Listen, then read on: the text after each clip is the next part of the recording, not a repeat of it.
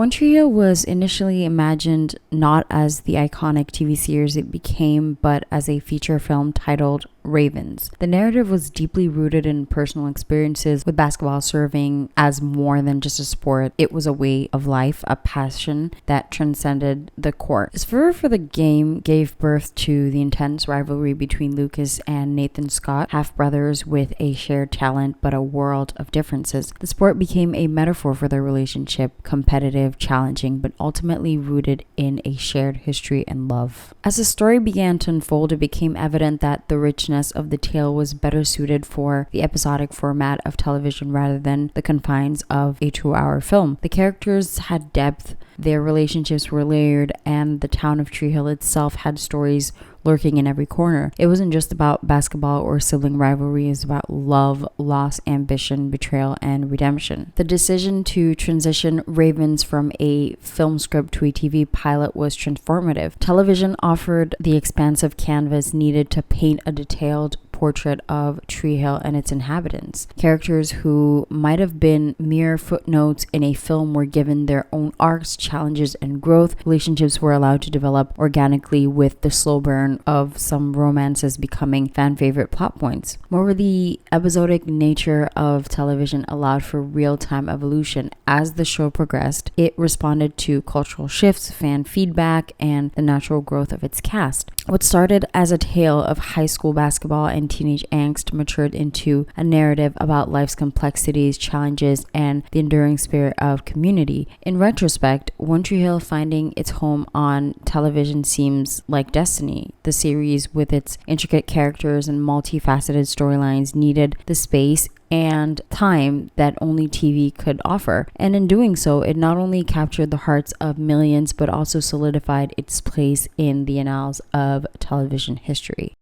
So, the beloved teen drama aired from 2003 to 2012. Over its 9-season run, it garnered a dedicated fan base and remains a cultural touchstone for many. While it's challenging to pinpoint a single magic formula that made the show so successful, several key elements contributed to its appeal. Character depth and development. The show presented multidimensional characters who evolved over time, from Lucas and Nathan's initial rivalry to their eventual brotherly bond, and Brooke's transformation from a party girl to a successful businesswoman. The character's growth was palpable and relatable. Tying into that, relatable themes. One Tree Hill tackled a range of issues that resonated with its target audience, including family dynamics, romantic relationships, friendships, personal ambitions, and the challenges of growing up. Engaging storylines. The show masterfully blended everyday teen issues with dramatic and sometimes even surreal plot points. This mix kept viewers on their toes and ensured that every episode was both relatable and exciting. Memorable quotes. The series is known for its profound and thought-provoking quotes, often delivered as voiceovers by Lucas Scott. These quotes added depth to the episodes and gave viewers food for thought.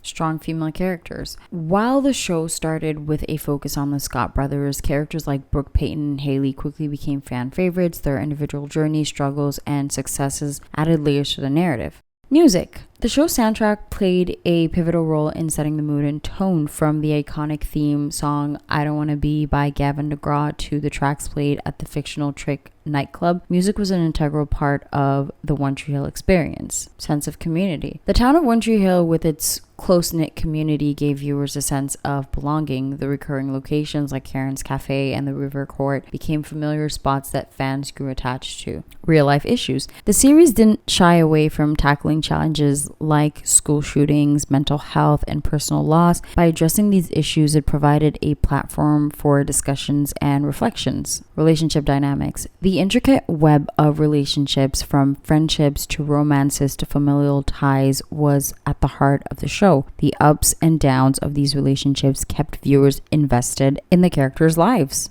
Loyalty and redemption. Many characters in the series made mistakes, but themes of loyalty, forgiveness, and redemption were consistently explored, emphasizing the idea that people can change and grow. In essence, the magic of One Tree Hill lies in its ability to blend relatable teen issues with engaging drama, memorable characters, and profound life lessons. The show's authenticity, combined with its willingness to delve deep into the human experience, made it a standout in the realm of teen dramas. I would like to show him sometimes, though, what a mistake he's made. Dan. Mostly for Mom. And sometimes for me. When we were introduced to Lucas, he was an outcast. He wasn't a loner or anything. He had friends, but essentially him and his posse could be described as the underdogs of the story. He grew up with a single mom and was this, I want to say open secret, but honestly, it's more like he was just this big reminder of an irresponsible thing two teens did that derailed their lives. They lived in a small town, so everyone knew about his story, and growing up, he was constantly reminded of it by his peers. That feeling of rejection really affected him growing up, especially growing up so close to what could have been, and seeing that his father was capable of stepping up for him, but essentially just didn't. Still, despite everything, he grew up to be a good kid, especially compared to what his brother was doing at the time, at least before the show started. Just like his father and his brother, he would play basketball, except instead of playing on a team like Nathan, he played on another smaller, more abandoned court, which really was a reflection of his status versus his brothers.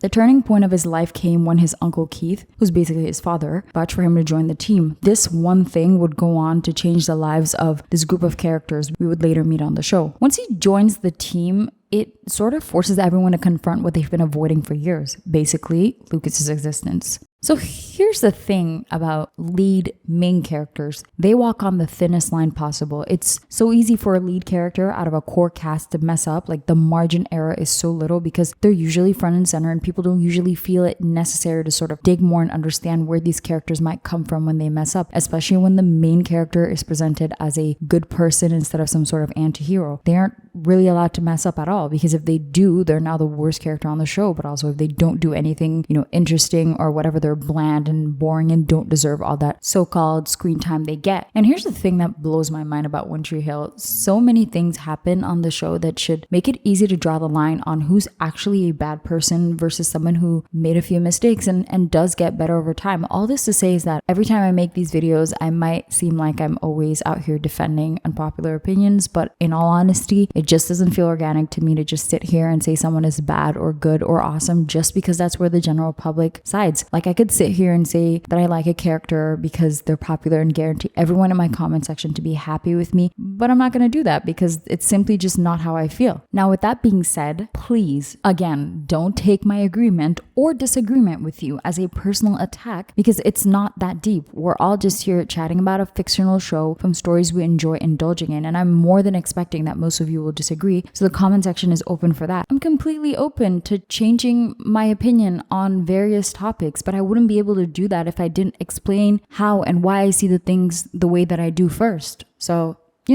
there's that. Now you might ask why I needed to go on a tangent right here, and it's simply because I know how people feel about Lucas and also Peyton now that I think about it. But don't worry, this isn't going to be some Lucas kissing section, but I'm also not just going to sit here and tear him down either. So, let's get back into it. I think most people watching the first few episodes could agree that Lucas was initially worth rooting for. I mean, he was this neglected kid who was seen as less than simply because his dad chose the other one. Like, no matter how you felt about him in the later seasons or episodes, you're most likely on his side when all these kids were ganging up on him just because he joined the team and Nathan didn't like him. Early on, we found out that he has a thing for his brother's girlfriend, Peyton. He's not exactly shy about it, even though she's really aggressive towards him at first. At this point, Nathan and Peyton are in a super toxic relationship. They permanently break up pretty early on the show, and so the coast eventually becomes clear. At the same time, his presence on the team is increasingly bothering Nathan, and in order to get to Lucas's weak point, he decides to get close to Haley, Lucas's best friend. These two storylines are where we get to know Lucas a little more, specifically his flaws. The flaws that this fandom would hold against him forever. Because,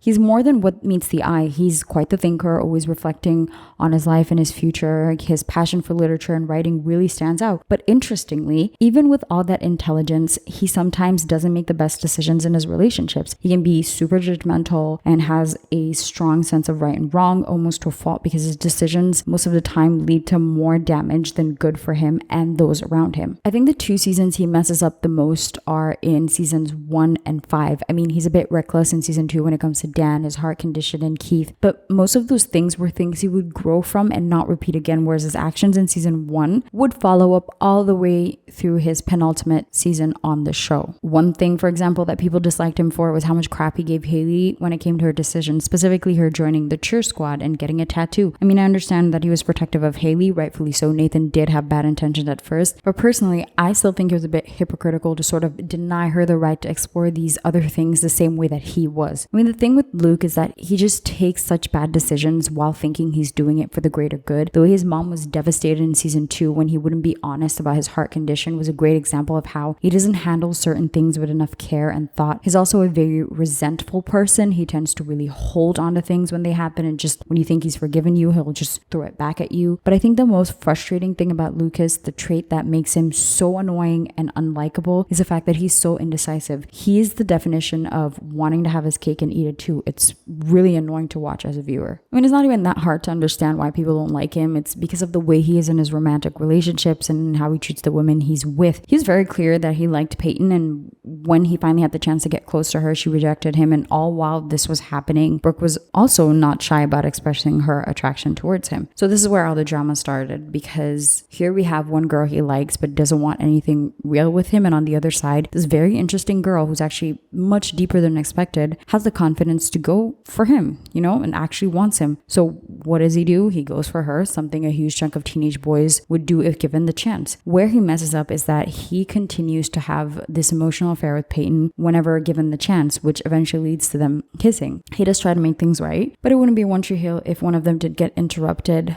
by a near-death experience. So he eventually breaks up with Brooke, and she doesn't really understand why until she sees Peyton and Lucas kissing through the webcam thingy. And she's pissed, justifiably so, and there's a whole lot of drama that comes from that breakup, like Brooke telling Lucas that she's pregnant and him pissing off both girls by hooking up with Nikki, who's the baby mama of one of their close friends. And this is where Lucas just starts getting messy and confusing with his actions, because he came back in season 2 and now claimed that Brooke was the one for him and that he was going to fight for her no matter what. And I'm aware that the change came from the real relationship between the actors. However, it is still canon. I think that Lucas was just in over his head during this time period, which explains why he tried to leave town with Keith. This kid went from being called names all the time and only really watching from the sidelines to suddenly being a part of this world that tore him down repeatedly. I mean, it messes with your head, the sudden validation you get from people who saw you as less than for the longest time. Lucas's issues boil down to one simple thing: Peyton. It's simple as that. He,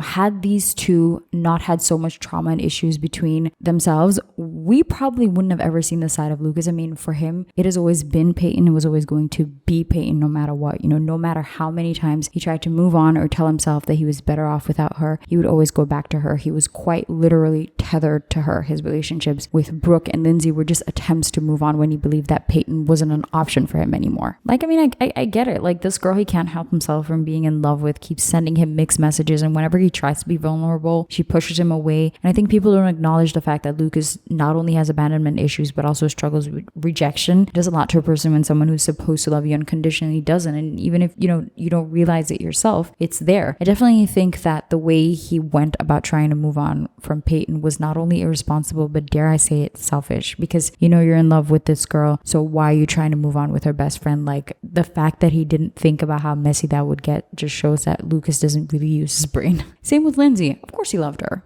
He just loved Peyton more, but she rejected his proposal and he took it the wrong way. And I think that what cemented him giving up on the relationship was Peyton not showing up after he reached out again. I think it confirmed in his head that she wouldn't go the distance with him if it came down to it. With both his relationships, with Brooke and Lindsay, you can tell how badly he wanted to make them work. Him telling Peyton that he hated her was so brutal, but it was an honest confirmation about how much his feelings for Peyton affected him and how powerless he truly was against it. I mean, there's a thin line between love and hate. And from Lucas's perspective, at least, he always loved Peyton more than she loved him. Like, Lucas wouldn't have ever cheated on Peyton in my opinion, had they gotten together early on. I'm sure of it. It just sucks that in the process of figuring out their everyone else was just collateral. At the end of the day, Brooke didn't deserve to be in the middle, and Lindsay definitely didn't deserve it as well. But don't get me wrong, I'm saying all this, but Lucas still used to piss me the fuck off whenever I watch the show. He has such extreme ways of handling things. It's so annoying, but I still don't hate him for it because his good outweighs his bad. Like, I'm sorry. Like, Lucas was a good friend. He was a good son, and he was a good brother. He was a bad lover, a really bad one, but he was great everywhere else. If you didn't know that side of him, you'd probably say that he's a great guy. I mean, if anything, him going to Jimmy's funeral despite believing that he killed the only father he's ever had. I mean, Keith was going to adopt him, for Christ's sake, and his mother was pregnant with this child. Like, they're going to get married. His mother was finally going to get her happy ending. Like, even though he was upset at first, he still found it in his heart to remember the friendship he once had with this kid and showed up for him one last time, even if it was the hardest thing for him to do. I mean, that was Lucas. He was, at the end of the day, a kind and caring person, even though his love life was his biggest flaw and weak point. I never let myself meet anybody, ever. Not since my mom died. But with Lucas, he looks at me and he really sees me. Just right down into my soul. Okay, let's talk about the other side of this controversial coin, Peyton Sawyer. Peyton Sawyer is one of the many characters on One Tree Hill who hasn't had it easy. It's interesting because most of these characters all went through more drama individually than one could imagine. Yet when most think of trauma, they probably think of Peyton. It's probably because the entire characterization of Peyton is just trauma and suffering. The first thing we learn about Peyton is that she is an angry, popular girl. It's quite intriguing, actually. Like, why is this girl driving so recklessly? Why is she broadcasting herself on the internet? Why is she a cheerleader if she hates it so much? Like, her character was really interesting at the beginning. A few episodes in, we learned that she was a really happy girl until her mother ran a red light only one time and died from a car accident while coming to pick her up from school. The grief and loss are some things her character never really recovered from, especially since her dad was barely around. These events are what would form Peyton's personality for the rest of the show. Cut to junior year, she is in a super toxic relationship with Nathan. They always fight and break up, and he's constantly insulting her and her interests, and they finally break up for good, and he actually moves on way faster than she does. So here's where the drama starts for her. This guy, Lucas, likes her and she likes him, but she won't admit it, and when they finally have a chance to bond and get together, Peyton freaks out and rejects him. In the meantime, Brooke, her best friend, swoops in and gets together with Lucas just when she is ready to admit her feelings towards him. Here's the thing you need to know about Peyton. She has this issue with people and abandonment. It's, not like a phase or anything. She actually struggles with the fear of people leaving her behind. Like, that's one of her things on the show. She always says people always leave. Early on, we can tell that Peyton is also into Lucas, but from her reaction at the party when he tried to be vulnerable, signal that she, in my opinion, I think at least, had some sort of like avoidant attachment style.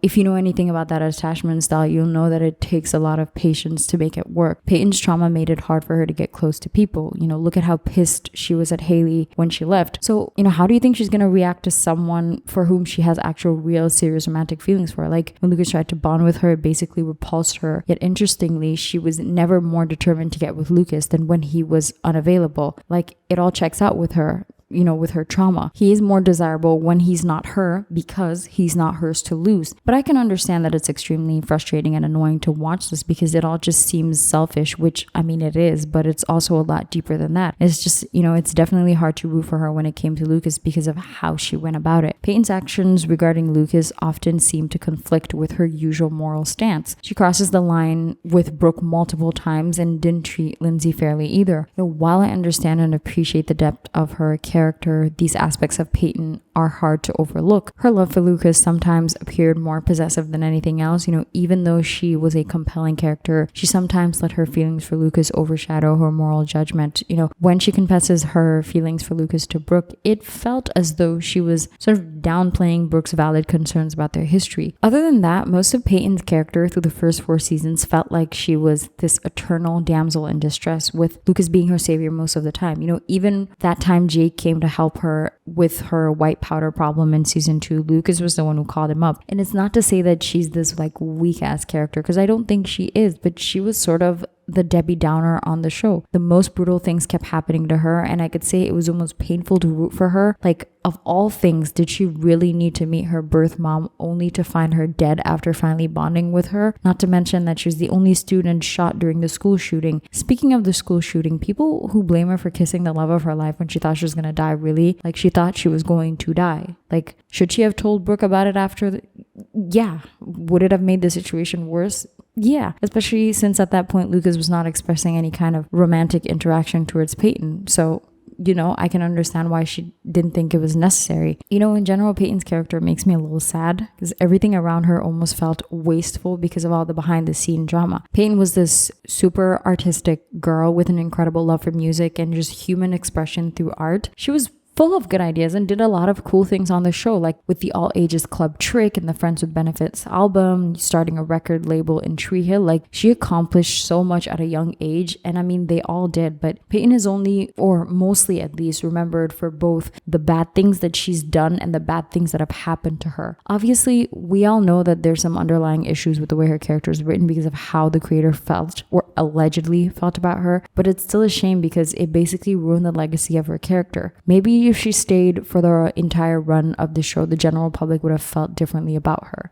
Now, I'm going to use this to segue into Brooke, but first I want to talk about the comparisons between Brooke and Peyton. I think it's really unfair when people say that they love Brooke because she's a good friend and say that they hate Peyton because she's a bad friend. I think the two of them were great friends to each other up until a certain point. I think there was a shift when they got to high school because sometimes growing up, people start to take different paths. To say that Peyton is a bad friend and doesn't deserve forgiveness for what she did with Lucas, but not reprimand Brooke for not only sleeping with Nathan and never telling Peyton, but also being completely aware that her friend was struggling with these feelings that she had for Lucas and just inserting herself into it just because she wanted to. Not to mention the fact that she was so cruel to everyone to that party, you know, what she did to Haley and Nathan, and was intentionally humiliating everyone while later on trying to push Peyton to get back together with Nathan, all for the sole purpose of being able to go for Lucas freely when she was completely aware of how toxic Peyton and Nathan's relationship was and how it wasn't doing any good for Peyton. Let's not forget that it says a lot about someone's character how they treat you in a disagreement. To make fun of Peyton for not only having lost one but two mothers, like, that is a disgusting line that any so-called friend should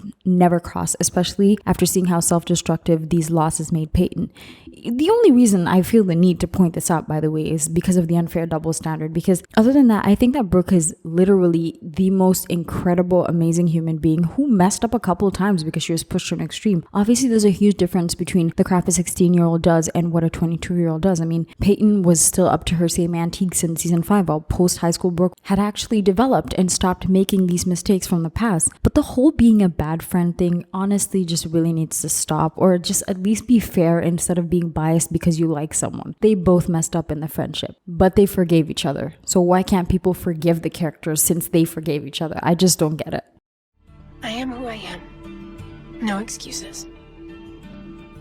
But I'd like other people to know that there's a lot more to me than just some party girl. Now, let's talk about Brooke and her development. Brooke Davis had a fascinating development. Initially, she started out as the on-paper definition of a self-centered, hot, popular high school girl. She was the cheerleading captain, she was a party girl, she was rich and sometimes kind of a mean girl. All in all, her biggest priority was having a good time and enjoying life as a person on top. We met Brooke at a point in her life where I honestly think she had lost herself. Growing up, her parents weren't good parents. I don't think that's even something people can argue over. Like, she had terrible parents who were vocal about the fact that she was more of a burden than anything else. Not only that, but they didn't exactly have a healthy relationship between themselves, and they just set a terrible example for Brooke. What her parents did do for her was that they gave her money, lots of it, and that was the only stability she knew. Cut to junior year, Brooke has never really been in a serious relationship, and she sees Lucas and takes a liking to him. Only issue is he likes her best friend, and her best friend likes him too. Now, because of these feelings, she created a mess at the start of the story. I think Brooke saw that Lucas was different, or at least she thought he was different from the other guys that were in her circle, and I think she felt safe with Lucas because of the way he presented himself. We, like Lucas, didn't know Brooke at first, and with him, we discovered that she had a hidden vulnerable side, most likely due to the treatment that she got as a child. So it's kind of a big deal for her to finally feel ready to open up to this guy. The problem with this story is that Lucas was already into Peyton, and at the end of the day, it was always going to be Peyton. But Brooke was such a compelling character. It's very obvious that if Lucas had a choice of who he would actually be so unconditionally in love with, it would have been Brooke. And unfortunately, we all know how the story goes. She gets cheated on the first time, and the second time, I think, might be worse, because after she finally puts her walls back up, Lucas did a whole bunch of everything only to realize that he doesn't even really like her like that. You know, I think the disconnect between Leighton's stands and Brooke's stands is that Leighton's stands sometimes downplay Brooke's feelings in this story. The argument is always, well, if she didn't get herself involved, then she wouldn't have gotten hurt. Like, she knew from the start that Lucas and Peyton liked each other. True that, but also Lucas did have a choice at one point, and he did choose Brooke. And I'll never hold it against Peyton for kissing Lucas when she thought she was gonna die, but I'm never going to be mad at Brooke for keeping her distance when two people she cared about consistently chose each other over her. Regardless of her involvement at the start, she came out the victim in that story. Like out of all three, the story had the most negative impact on her. Like imagine closing yourself off from people and then your best friend and the first guy you ever trust go behind your back and basically make you look like a fool. You know, like come on. I also noticed that some people don't get the hype around Brooke, and I admit it, she's definitely put on a pedestal in the fandom, but I think she deserves it, you know? I mean, I think a lot of people like to downplay her wrongdoings, that's true, and only acknowledge the bad things that have, you know, happened to her. But to me, with her character development, I think she deserves the hype. Morally, Brooke came out of the story winning. Like she's the only one out of the three who really learned from her mistakes and didn't go back. You know, from this hurt and pain, she channeled it and built something huge out of it. Clothes over bros, and most importantly, she became a girl's girl, a more loyal friend than anyone on that show. Remember when Julian came into town and she wouldn't allow herself to be with him because he was Peyton's ex? And I mean, she could have not cared, like, you know, since she was so lonely at the time, but she did. Also, another thing that I remember people feeling weird about is how Brooke at 22 wanted a baby. I didn't think it was weird at all, because first off, she was extremely successful at a young age. Like she got her company, you know, business while she was fulfilled. There's really nothing more to do there. But looking around, she was standing there in all her success by herself. Because let's be real, Victoria didn't really count, you know, at the time. And as a person who was hurt and neglected by her parents, you could tell deep down inside that she had a need to repair the damage her parents had done. Because regardless of all the success she had in her life, her mom was only there conditionally and her father wasn't there at all. She had all this love to give and no one there to receive it. Like it even makes me sad when I think about it.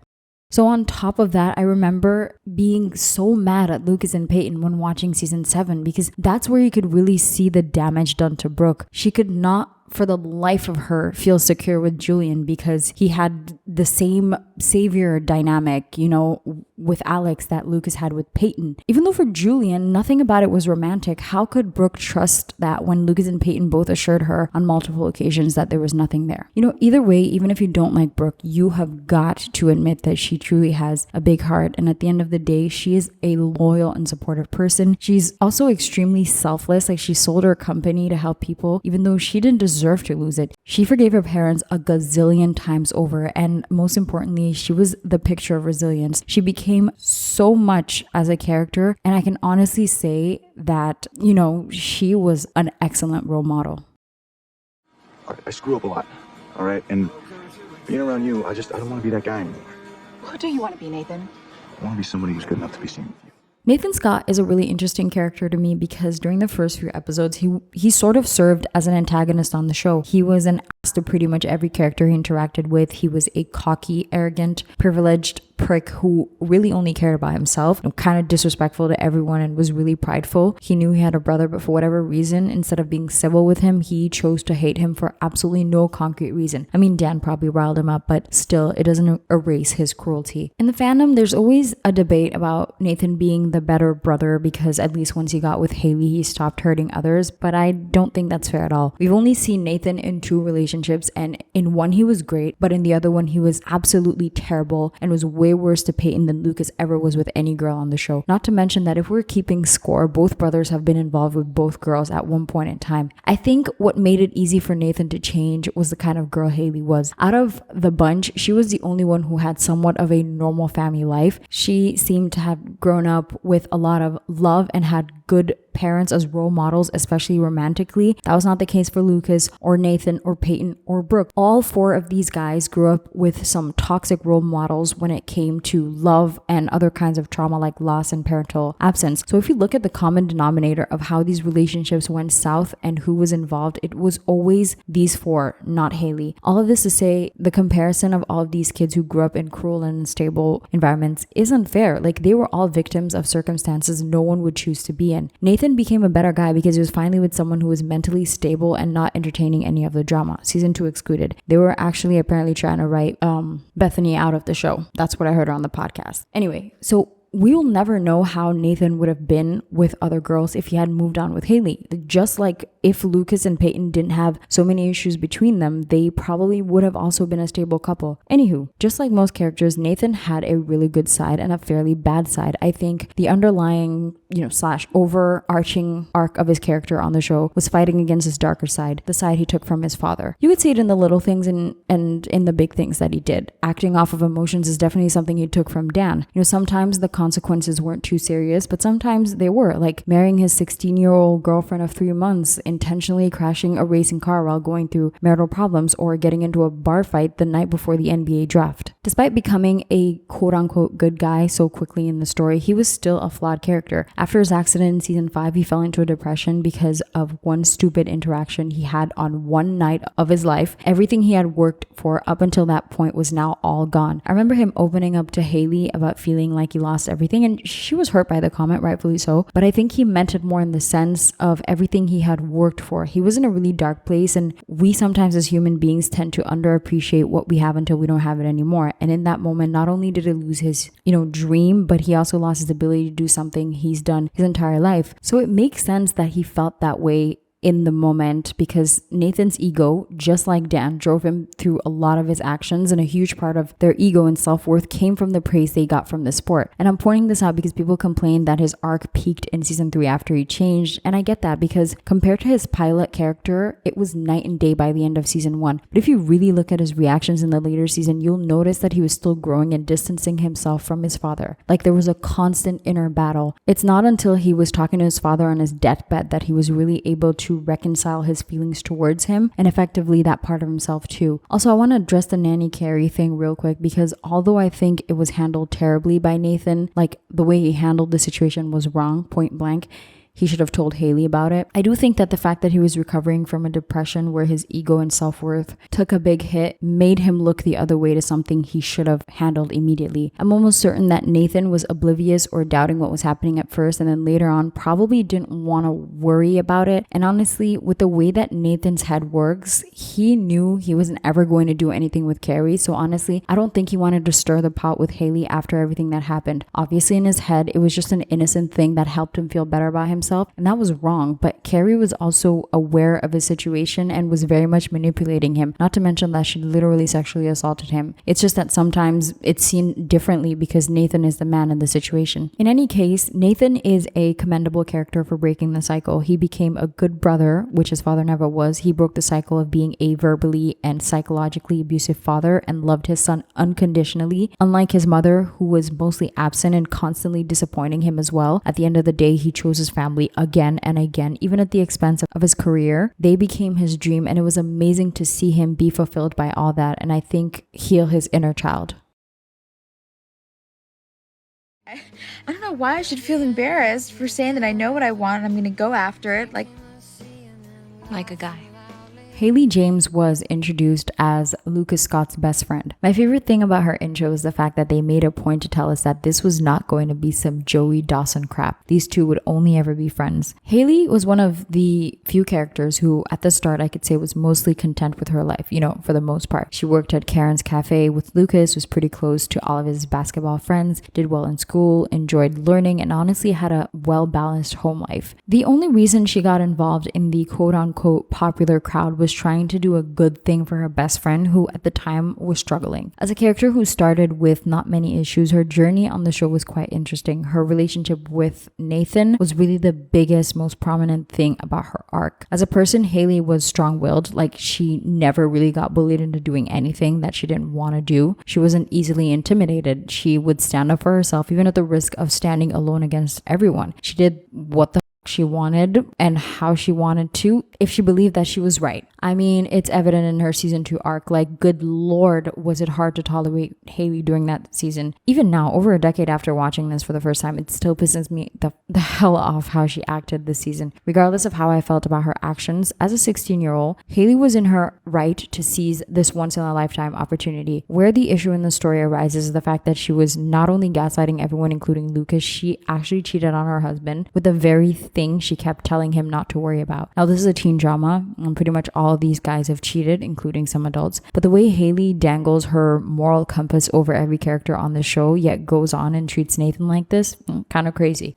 The ultimatum was not a good way to go about the situation, but leaving without saying goodbye wasn't either. As a character, she embodied a blend of conscientiousness and idealism. She stood out with her strong moral compass and unwavering principles. At her core, Haley had an innate desire to uphold her integrity and be seen as someone who does the right thing. This drive was so potent that it sometimes overshadowed the other aspects of her personality. Her fear of being perceived as corrupt or flawed was palpable. It's that fear that often propelled her to strive for perfection, to ensure that she's always on the right path. However, in her quest to be morally upright, she was sometimes overly judgmental, holding others to the same high standards that she set for herself. This made her come across as critical or impatient, especially when others didn't meet her expectations. At her best, Haley was the moral compass of the show. She was discerning and able to differentiate between right and wrong with clarity that, others might lack. Her nobility shined through in the choices she made, with the exception of season 2. Even faced with challenging situations, she was the voice of reason, often guiding others towards the right path with her wisdom and insight. Every character has their complexities, and Haley was no exception. While her intentions were always rooted in goodness, her approach was sometimes rigid. Her judgmental side, especially when it came to those she cared about, created a strain on her relationships. She expected the best from everyone, and when they faltered, her disappointment was evident. Yet it's these very imperfections that made Haley a relatable and multidimensional character. Her journey on One Tree Hill is not just about triumphs, but also struggles in navigating the gray areas of life. It's a testament to the fact that even the most principled individuals grapple with their inner conflicts. Haley's character serves as a reminder that while striving for moral perfection is commendable, it's equally important to practice compassion and understanding, both for oneself and for others. But at the end of the day, she was a great mother and, for the most part, a great partner. Both her and Nathan messed up at different parts, but in general, they were also a really good role model. And in some ways, not entirely, but in some ways, she did save Nathan. And in general, she was also part of the catalyst to really change these people's lives and, make it change for the better. It's also really nice that her character also broke stereotypes. She wasn't just a smart girl, which there's nothing wrong with that, obviously, but it's like she was a smart girl who aspired to do other things. She became a teacher, a really good teacher who stood up for her students. She went on tour. She was a great mom, a great housewife. In general, she was just a really good character. Maybe sometimes not with the most interesting or exciting storylines, but still a very admirable character overall. Marvin McFadden, also known as Mouth, was sort of an honorary member of the core 5.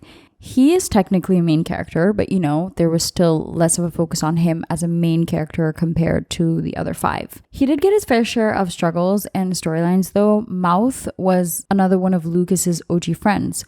When Lucas got into the popular crowd, Marvin joined as his +1-ish. It's the best way I can explain it. He was passionate about sports and commentary and was an overall stand-up guy, okay?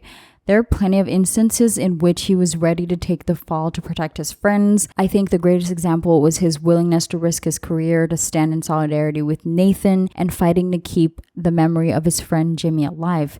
Now, on that note, the thing that has always bugged me about Marvin was his nice guy syndrome. He would befriend these girls and have romantic feelings for them and expect them to like him back because he was a decent human being to them. Like, he was really so entitled when it came to these women, especially with Brooke. He sort of reminded me of George O'Malley from Grey's Anatomy. And look, I'm not saying he was never let on, okay? Like, Rachel was super guilty of this. What bothered me the most is that Marvin is a reflection of how the show creator saw himself. It's a confirmed thing. It's real. It's out there. Look it up. We all know how he acted behind the scenes. So it's this messy idea that if you treat a woman the right way, then they sort of owe you something, which was very prominent in the media back then. I mean, it's only really now that we talk about it, but before, these girls were always villainized for not reciprocating these feelings and were told that they were deserving of their heartbreaks from these guys that they do actually like because they ignored the nice guys. But yeah, I mean, apart from that, his storylines in the later seasons were pretty detached from the rest of the group, to be honest. I mean, apart from that time he took a stand for Nathan, he usually interacted with Skills, Miss Lauren, Junk, Fergie, and of course Millie. Between their first date 8 in season 5 to the 9th season, the two characters really gave us the oddest will they won't they. Like, there were lots of moments in their relationship that were in the gray area. I cannot remember one specific scene where they broke up. Yeah, I'm sure it happened at least twice. In the end, they were a cute pairing, and Mouth being supportive of her when she got the reporter gig instead of him was really showing of his good side. I'm happy they ended up together. Skills Taylor. Okay, so he's a character who's been on the show since the pilot. He was another one of Lucas's OG friends. Now, let's not lie to each other. He was an obvious token character. Like, we don't need to sugarcoat it. It is what it is. He was mostly there for good vibes, honestly. Like, he dated 3 girls on the show, Bevan, Lauren, and Deb. In the later seasons, he had a couple of dramas here and there, most notably when Nate found out that he was dating his mom and when Lauren and Mouth started hooking up. But apart from that, he was just always there to be fun. He had a lot of scenes with Jamie, and I think it's because Jackson really liked working with him. It was usually just, wholesome stuff with him. Like, pretty sure he ended up being a sports coordinator and going back and forth between LA and Tree Hill. He also had a couple of very random businesses like baby proofing and stuff. Also, I don't know if anyone picked up on the Easter egg when they were talking about the best sports films and Coach Carter came up. Antoine was actually a character in that movie. I love it when moments like that happen. But yeah, we love Skills up in here. We love him. All right, Jake Jagowski. So Jake was a Raven basketball member who appeared in the first 3 seasons of the show. He was Peyton's love interest most of the time and Lucas's only ally in the first couple of episodes. His character sort of stood out because he was a very nice and kind, guy, but also because he was a single teen dad. Before everything was set in stone, he was a big contender to being endgame with Peyton. Once it was established that the actor wouldn't stay, they sort of just made him a second option for Peyton. She liked him and wanted to be with him, but her feelings for Lucas prevented that. He was honestly my favorite guy on the show. Like, I wish Brian Greenberg didn't have another gig and had to leave. Like, it just sucks. They wrote him out using the fact that his character had issues with his baby mama and he left as a way to protect his daughter since she became his priority. All right, this girl had one of the messiest arcs on the show and left a mess pretty much everywhere she passed by. It's wild, okay? Rachel, much like Brooke, grew up without the presence of her parents. Living in a vast, empty house, she likely grappled with feelings of loneliness and lack of genuine affection. Her past marked by insecurities, possibly stemming from being overweight and facing bullying, shaped her choices, especially in relationships. By season 4, we witnessed a transformation in Rachel. She began to open up and form deeper connections with Brooke and Mouth, and I think the turning point from that came from the guilt she felt for releasing the time capsule. That indirectly was one of the worst things that she could have done on the show. Like, the snowball effect from that time capsule was crazy. But yeah, like everyone else, she did have a softer side. She let herself get expelled to ensure that Brooke graduated alongside her friends. Her character wore her heart on his sleeve, falling in love quickly and deeply. Like, this might have explained her intense infatuation with Cooper. And then she saw the similarities between Cooper and Nathan. Her affection shifted towards Nathan. The show writers arguably didn't do justice to her character by having her return as Dan's wife again. Now we all know that it's the show creator's fault, but it would have been better if she never came back, if it was just all for that. Like, her season 7 storyline was so uncomfortable to sit through. It just wasn't worth it, especially after the exit they gave her. But yeah, her role in the story never really changed. She was a troublemaker. And even when she got friendlier with the characters, she was still stirring trouble somewhere.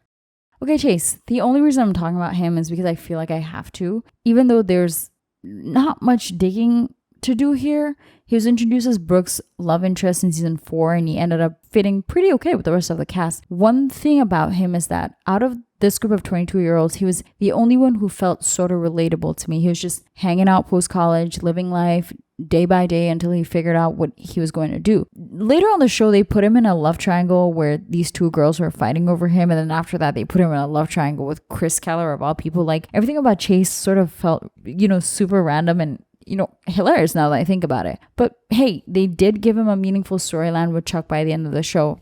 But now that I'm thinking about it, who did he end up with, if he did at all? Like, I could probably look it up, but I'm a little lazy at the moment. So comment down below if Chase ended up with any of the other background characters on the show. I cannot remember. Joel's introduction to the show was really interesting to me because the first time I saw him, I really thought he was brought in to stir drama between Lucas and Peyton. The first time I saw the show, I had no idea that Hillary and Chad were leaving the show. So I was like, no, please, no, go away. Like, I can't take another love triangle. Please leave. Thankfully, the whole Leighton drama on and off crap was about to be wrapped up, so that was a good thing. Anywho, he was like kind of smug. He just kind of had this interesting edge to him, and I could see how he bonded with Peyton. Now, once he became a series regular, he became this like nerdy guy with questionable taste, like Grease 2, really? Like the sequel, really? I mean, there's nothing wrong with the way they portrayed him. It was just a pretty noticeable difference. Anyway, they were consistent with his complicated relationship with his father. He, just like most characters on the show, had a complicated relationship with his parents. His issues with his mother, for example, is the reason why he was so keen on helping Alex. I mean, I really enjoyed watching him and Brooke stand up for each other against their parents and be there for each other and heal each other. Like, it was some good stuff. His character ended up fitting in more organically than Quinn and Clay, which, let me get into that real quick. Clay was introduced as this new ladies' man, and then a few episodes in, we find out that he had this great love story and was married to this girl until she suddenly passed. Fine. I'll take it. He had chemistry with the actress, and I actually felt touched when I heard the story. And then they had to go and ruin it with the stalker storyline. Like, you could tell that they did not plan ahead for his character at all. Like, they just went with whatever. Because like in the final season, we find out that he had a child he completely forgot about for years. Like, I don't know much about this subject, so I won't talk about how realistic it is or not. But I will tell you one thing for sure. If this wasn't the last season, I probably would have stopped watching after this revelation. Like, I was over it. I was done. Quickly, let's wrap up this section with Quinn James. Quinn was the blandest addition on the show. Sorry to the people who like her. I'm sorry. First off, her reasoning for coming to Tree Hill was just nonsense to me. Just say you don't like David anymore and stop making excuses. Like, I get that she was adventurous and wanted to keep living life like that, but also to want to dictate what's more important to David, like, that was just, I don't know, to me it just, like, maybe he enjoyed his art and now he wanted more stability. That happens sometimes. I'm probably being too hard on her, but it just annoyed me so much. Like, David seems way more free spirit than Clay, so what exactly was their connection based on? I don't know.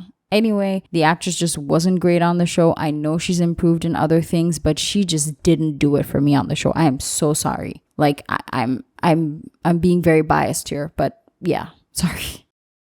James Lucas Scott, simply nicknamed Jamie on the show's Nathan and Haley's first child. After their time jump in season 5, he became one of the main characters and sort of changed the climate of the show. He had different roles in the story depending on how they needed the story to advance. Sometimes he would go through the typical struggles a kid can go through, like dealing with the meaner kids at school or wanting to spend time with his grandparents and not really caring about the past that he wasn't there to witness. But other times he would weirdly be the voice of reason. A lot of the time he would recenter and bring clarity to the characters because he saw things in a much simpler way than adults do. If I remember correctly, most people found him adorable and funny, but I've often heard people, especially recently, say they didn't appreciate his character as much because of how much he changed the show and how it sort of felt like it became the Jamie show. Either way, even though he was a kid for the entirety of his arc on the show, they somehow managed to include him in a lot of the soapy, very dramatic parts of the show as well, and it's very interesting. He has a very interesting way of viewing the bad things that happen to the characters, and I do think that it is an interesting perspective to have on the show. Now, One Tree Hill is a show that gave pretty fair attention and drama to the adults, especially considering the fact that it's a teen drama. The relationship between the teenagers are in direct relation with the ones they have with the adults. Understanding and knowing about the adults is essential to understanding the motives of these teenagers. Without knowing Dan, you can't really imagine what made Nathan the way he was, or why Karen would choose to keep him away from Lucas when he did in fact ask for joint custody. We know to some extent how damaging Brooke's parents were in her childhood, but seeing it in the later seasons really does show you how much crap she overcame. Now, on that note, This is one of the most unserious group of adults that I've seen in a teen drama. They all just leave their kids to fend for themselves against stalkers and killers, don't show up at their graduations, wedding, or births. Obviously not all of them. Karen was the most present parent. She actually showed up. And so I'm not even trying to exaggerate or anything. Like, it was actually a thing. If a parent showed up, it was an event. It was a thing. It's like it was out of the ordinary. It was an exceptional thing if a parent showed up. Even supposedly good parents, like Haley's parents, for example, pretty sure they weren't at her graduation. I'm almost certain I didn't see them or when she gave birth to Jamie. It was just a thing, you know? Peyton's dad, for example, like after she met her birth mother and lost her, and a few months later was deceived by a stalker, pretended to be her brother, he didn't show up. He came after the shooting, but that wasn't enough. That wasn't enough, because look at what happened after. She got shot, she recovered, and then she was in need of like bonding with someone, and then this guy comes and claims to be her brother, and she's totally vulnerable, and he could have killed her. Like, he could have lost his daughter, and he didn't show up after all of that happened. Maybe he did. I don't remember him being here, but it's no surprise that she has commitment issues. Brooke's mother, Victoria, was never shy about the fact that having Brooke was never what she wanted. Her father also wanted a son, so at birth, everything was already stacked up against her. Victoria in her past had fallen in love with a man who her parents didn't approve of because of his tax bracket, and instead forced her to marry Ted Davis. That in itself made Victoria miserable, but the fact that she had a dream herself of owning a brand one day and couldn't because she had a child made her resent Brooke even more. Her father also did some stuff, cannot for the life of me remember right now, but all in all, they only started a redemption when they realized that their daughter wasn't worthless, i.e. owning a clothing brand. I mean, look, I choose to believe that they don't screw Brooke over another time, because that would just be like downright evil. Like, I choose to believe that after the show ended, they got their shit together and started being there for their daughter. Now with Karen, I almost feel bad saying it, but she was also pretty problematic in her way of handling stuff. Like, that pride and resentfulness where Lucas can't let go of shit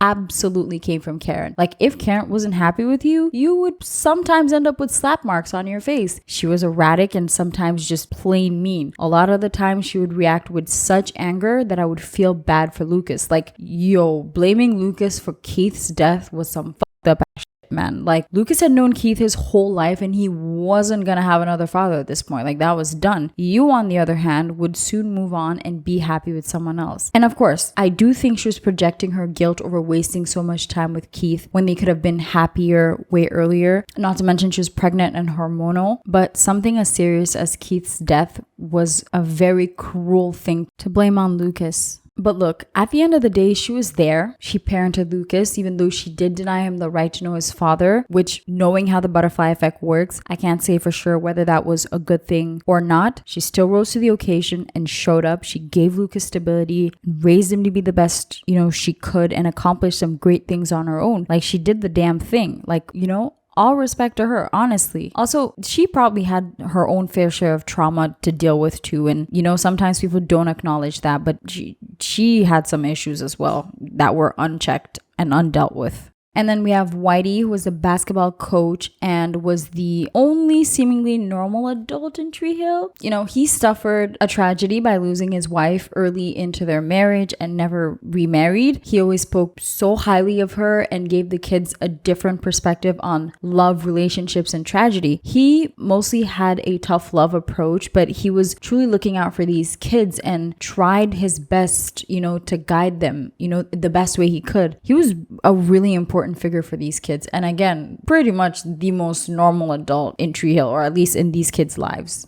Keith was Dan Scott's brother and a father figure for his nephew. He was portrayed as the less successful but better appreciated Scott brother. After Dan abandoned Lucas, he stepped up and tried to be there for him and guide him into being a decent person. He was also in love with Lucas's mom for almost 2 decades and kind of just waited for her for years until he almost got married to a con artist. Just like all the other characters, Keith was flawed and he made his fair share of mistakes like drunk driving, even though the details around that are a little iffy, so I could be wrong. I know Dan envied Keith because he felt like people always preferred Keith, no matter how much effort he put in. And whether or not it was always like that, I don't know. But some of Keith's actions definitely didn't help. Like, obviously, there was nothing wrong with most of the things Keith was doing, but Keith stepping up and being there for Karen all those years and being in the delivery room with Dan's first child definitely confirmed all those insane thoughts and feelings that he had surrounding Keith. Not to mention that Keith would eventually sleep with his other wife and baby mama. That's what I think sealed his fate. Because of this, there was a whole snowball reaction with Jules and the marriage, and then Keith in his turn plotting to murder Dan like it was an insane bad blood story. Oh my goodness, I just realized that Dan and Keith remind me of Abel and Cain. I don't know if you know the story, but I mean, there's some really big differences, obviously, but all in all, a story of bad blood between brothers that results in the death of one of them. It's very interesting now that I think about it. Anyway, Keith is a very interesting character to me because I don't know if it was always intended for him to have such importance on the show or if it just happened by accident, but I've never seen a character who's not a supernatural character always come back the way that Keith does. He has much more of a presence in the lives of these kids than some of their parents, which is so wild when you think about it. Anywho, you know, it's sad that he died when he was in literally, I could say, the happiest stage of his life. He had finally gotten everything he was pining for, and his last actions was him trying to help someone, and he ended up dying for it. And for that, he would just end up becoming one of the most important characters on the show. So Deb was the other baby mama in the story. She was the one that Dan chose to marry and stay with. When we first met her, she seemed like a grounded, stable person, right? She got along fine with Dan. Granted, she was gone most of the time, and in hindsight, it's probably why she stayed with him that long. I mean, the more I think about it, the more I think she stayed away because she could only tolerate Dan in small doses. Anywho, first couple of episodes, seems like a completely put together person. A few episodes later, she starts fighting with Dan, and he brings out the worst in her. Just like Karen, Deb at times could also be really horrible to her child, like blaming Dan's heart attack on Nathan. Like, no lady, your sleeping with Keith is probably what triggered it more than anything else. And again, I know that she was projecting too, but they really had this nasty habit of bringing down their kids when they were upset. Maybe it all ties into the way they became parents, and that in some ways it stunted their growth. Later in the show, she continues to go in a downward spiral with a pill addiction and being at full war with Dan, and it all comes to a tipping point when she tries to murder him but fails. Like, now we know what that led to, which is crazy. She does, however, try to fix her error and also become supportive of Nathan in his marriage. In the later years, she's still a part of the family life and has a great relationship with her grandson, Jamie. Now, regarding her relationship with Skills, personally, wasn't my cup of tea. I thought it was absolutely weird to have a relationship with someone your son grew up with. But hey, I guess there were two consenting adults, so whatever. Now, I thought I'd save the best for last. Dan Scott. Love him, hate him. This man was an incredible character, a greatly written character antagonist. I mean, personally, he used to make my blood boil, but also make me chuckle at the nerve he had to just insult people in their faces and just not hold his tongue when he was thinking something. Nathan definitely inherited that. The motives for his character are explained in the final episode. He had an inferiority complex his entire life and felt a deep desire to be seen as great, and most importantly, greater than Keith Scott. His issue, his entire life, was feeling like he was never appreciated as much as his brother Keith, even though in his head he could do everything better than him. He was also highly pressured into basketball by his father. Dan in his teenage years made a series of mistakes that would haunt him and really define the way he treated everyone in his later years. His first major regret was essentially losing his high school championship over a tantrum of not liking his coach's plays. Although he doesn't regret the existence of Nathan, he did always regret not choosing Karen and staying with her because she was the one he truly loved. That brings us to his motives on the show. With Nathan, he was continuing the toxic cycle he himself went through with his father. In addition, he was living vicariously through Nathan and reliving all his glory days. By pushing Nathan so hard, he was trying to fix the mistakes he made while also not allowing any room for error. His disdain for Lucas, I think, comes from shame and regret as well. We know that he wanted to be involved in Lucas's life, but was rejected by Karen because of his constant competition with Keith. Even raising Nathan became a competition due to Keith's proximity to both Karen and Lucas. It became about much more than having a successful son. It became about having the most successful son and beating Keith at that as well. In his final episode, he explains that killing Keith was him trying to stop that voice in his head. In his own messed up way, he really did think that Keith was taunting him. I mean, by the time we got to his murder, Keith was going to marry Karen, adopt Lucas, and have another child with Karen. Dan's perfect life, on the other hand, had completely crumbled. He was divorced from Deb, and Nathan was no longer under his control. Oh, and on top of that, he truly thought that Keith tried to kill him first. You know, as a character, he never stopped being interesting. He always brought a certain perspective to the story. In the life of his son, Nathan, he was both the greatest and the worst. He saved Nathan's family multiple times, yet destroyed his own multiple times over. Just his arc alone is worth watching over the 9 seasons.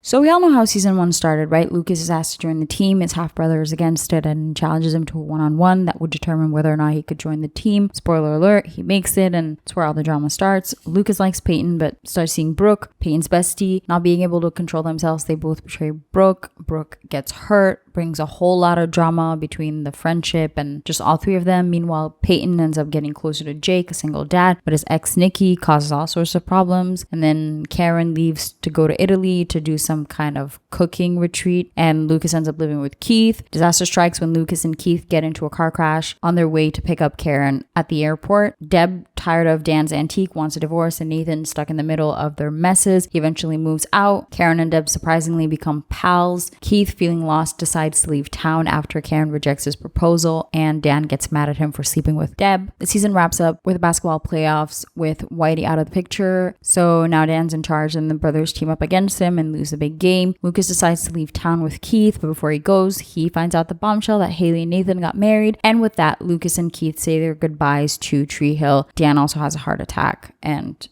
yeah.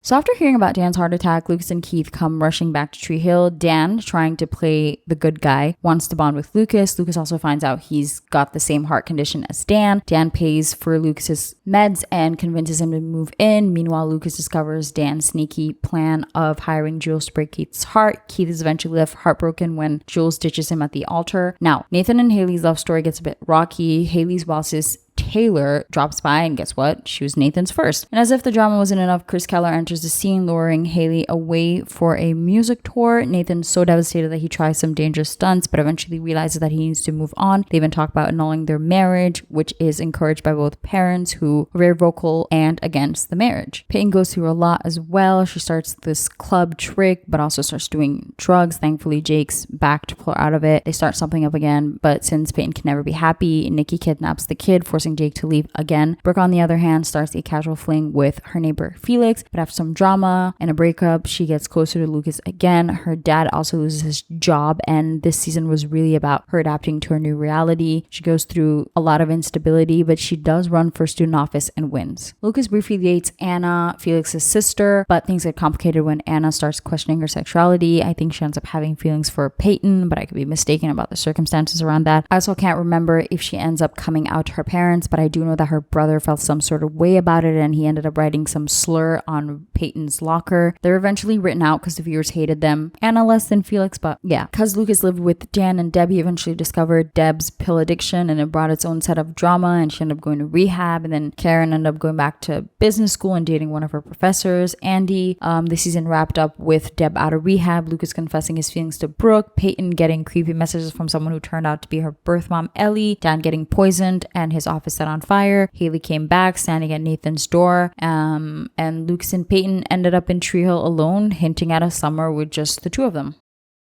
The inaugural season of One Tree Hill premiered in September of 2003. It introduced viewers to the town of Tree Hill and most significantly to the Scott brothers, Lucas and Nathan. Their lives entangled by the shared paternity of Dan Scott and distinct maternal figures set the stage for a drama-packed, basketball-centered narrative. The very essence of season 1 can be encapsulated as a tale of two brothers originating from different worlds. Lucas, the quiet and introspective writer from the River Court, and Nathan, the high school basketball star with a chip on his shoulder, are pushed into each other's lives. The season navigates their evolving relationship, starting from animosity and competition to slowly developing mutual respect. The heart of season 1 is the juxtaposition of two worlds, the privileged and the less so. While basketball is the apparent centerpiece, the real story lies in the dynamics of family, love, and personal growth. Lucas, brought up by a single mother and mentored by his uncle Keith, contrasts sharply with Nathan, raised in an affluence by Dan Scott and his wife Deb. This season explores the ramifications of choices made by the older generation, particularly Dan's decisions on the younger Scotts. Peyton, Brooke, and Haley further enrich the narrative. Peyton's melancholy, stemming from her own personal losses, finds solace in Lucas's understanding. Brooke provides a lens into the carefree, popular clique of high school, and her character's depth begins to unravel as the season progresses. Haley, Lucas's best friend, becomes an essential bridge between the Scott brothers, especially as her relationship with Nathan blossoms. Season 1 of One Tree Hill possesses a distinct narrative rhythm, characterized by its measured pacing and intertwined storylines. While the season opens with the immediate conflict of basketball tryouts and the introduction of Lucas into Nathan's world, the subsequent episodes take their time, allowing characters and relationships to breathe and develop organically. The dual narrative of the Scott brothers runs parallel, occasionally intersecting at pivotal moments, building tension and anticipation. References to the past are effectively utilized to provide depth and context to the characters' motivations, particularly in understanding the complicated history of the older generation. Each episode artfully balances personal drama with the overarching theme of basketball, ensuring that neither overshadows the other. The pacing ensures that while every episode offers a slice of drama, it also progresses the larger narrative forward, culminating in a finale that neatly ties together the season's threads while setting the stage for future storylines. The season does a commendable job of establishing intricate relationships and setting the foundation for future arcs. Dan's antagonistic relationship with Lucas and Keith showcases the lasting effects of past choices. Simultaneously, Nathan's evolving bond with Lucas, prompted significantly by his growing love for Haley, reveals layers to his character initially hidden beneath bravado. One Tree Hill's first season is more than teen drama. It's a study in contrast of lives led parallel but starkly different, of past choices reflecting on present lives, and of the universal teenage quest for identity amidst chaos. The basketball court in many ways serves as a battleground for these contrasts, making the sport not just a game but a metaphor for life's challenges.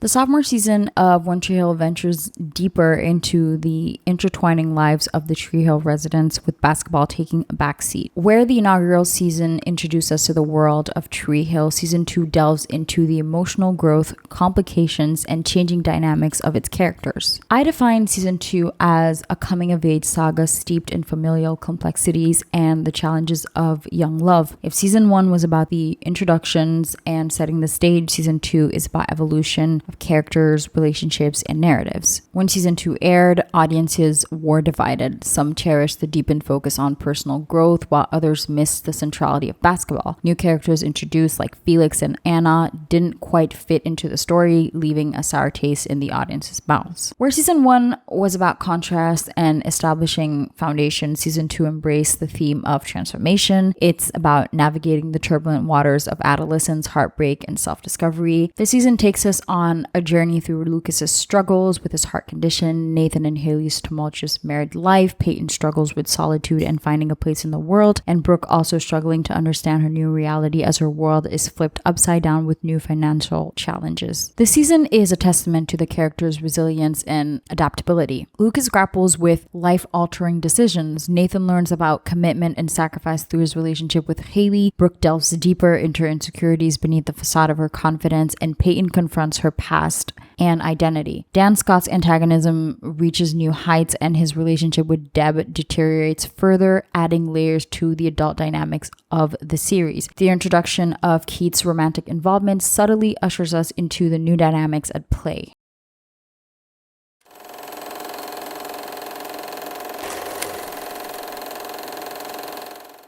So after summer break, Lucas and Peyton spend their entire summer together, platonically of course, but Brooke never finds out. Speaking of Brooke, she's back from Cali and throws this curveball at Lucas about having no strings attached relationship. Midway through the season, after some drama, they become exclusive again and Brooke officially starts selling her clothes over Bro's products. Now Haley's back and doesn't have anywhere to live, so she moves in with Brooke. Following the events from the previous year, Nathan and Haley are in this sort of limbo phase. He's back from his basketball camp and isn't quite ready to jump back into things with Haley. Chris Keller also comes back to help Haley with her writer's block as a regress from Nathan, who despite still being hurt over Haley, wants the best for her. Senior year starts and there's basketball, secrets, and of course drama. Whitey drops the bomb that he's retiring after this year, and Lucas is still battling with his own health issues on the down low. Peyton's world gets turned upside down this season. She finds out that Ellie's her real mom and they bond over the super emotional music project. Then right after, when she lets her guard down, Ellie passes away. Meanwhile, Dan's trying to become the mayor, Karen too. Enter Rachel, the new girl who stirs the pot. First she tries to get between Lucas and Brooke, then she connects with Mouth, then she has a fling with Cooper Lee, Nathan's uncle. Later, when she decides to play the time capsule recordings for the whole school, chaos ensues, leading to a tragic event at the school and Keith's death. Peyton tries to leave Tree Hill to marry Jake, but he realizes that she loves Lucas, so he rejects her until she can figure out what she truly wants. She also dates Pete from Fall Out Boys, which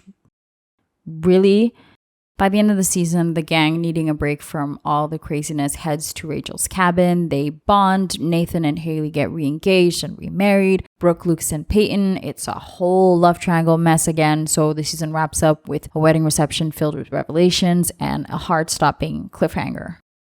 So senior is wrapping up and things are getting intense. Nathan, Cooper, and Lucas survive that accident. But guess what? Haley's pregnant now. Rachel is also now obsessed with Nathan and is using his confusion about seeing Keith to try to get close to him, which don't even get me started on how ridiculous the whole seeing Keith and dead people would get on the show. We'll get back to that real quick. Pretty sure she decides to back off when she realizes that Haley is pregnant. Anywho, Brooke, fresh off ending things with Peyton and Lucas, moves in with Rachel. I don't remember mentioning this, but in season 3, they were not friends, so this was quite the development. Anyway, Rachel, being the matchmaker she is, sets up Brooke with this older guy, Nick, but plot twist, he's Brooke's new teacher, and when Brooke finds out that he's cheating, it's over on... Oh, and there's this calculus test drama. Rachel and Brooke steal it, leading them to join the Clean Teens group, so that's how Brooke meets and starts dating Chase. Skills finally becomes a Raven, and Lucas is back on the team, but can only play for 15 minutes because of his heart condition. And Nathan, he's in big trouble with this loan shark, Dante. He borrowed money from him as a last resort after his parents wouldn't help him settle his bills. He's then forced to do this whole point shaving thing, but last minute decides not to, so the Ravens win the state championship. Dante tries to run Nathan over but ends up hitting Haley. Lucas collapsed from a heart attack after not taking his heart medication in order to not allow the point shaving.